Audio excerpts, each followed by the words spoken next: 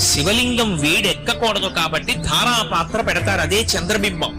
అర్చకుడు వెళ్ళిపోయినా ఎప్పుడు చుక్క చుక్క చుక్క చుక్క చుక్క చుక్క పడుతూ శివలింగం చల్లగా ఉంటుంది. అలా చల్లగా ఉంటే ఊరు చల్లగా ఉంటుంది. అందుకే ధారాపాత్ర లేకుండా శివాలయం ఉండదు. ధారాపాత్రలో నీళ్లు పోసి అర్చకుడు వెళ్ళిపోతాడు. అది దేనికి గుర్తు అంటే చంద్రబింబం నుంచి కరిగి పడుతున్నటువంటి అమృతం చేత తడిసిపోయినటువంటి బ్రహ్మాండ స్వరూపుడైనటువంటి పరమశివునికి గుర్తని. తుఫాన్లు మొదలైన వస్తే ఐశ్వర్యం నిలబడదు, భూమి కంపిస్తే ఐశ్వర్యం నిలబడదు. అందుకని అన్నీ శాంతిగా ఉండుకాక. ఈ చల్లతనం, ఈ శాంతి ఎక్కడి నుంచి వస్తుంది అంటే శివలింగానికి అభిషేకం చేయడం వల్ల వస్తుంది.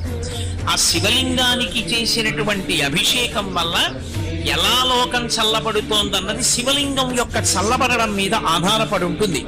అందుకే శివలింగం వేడెక్కకూడదు.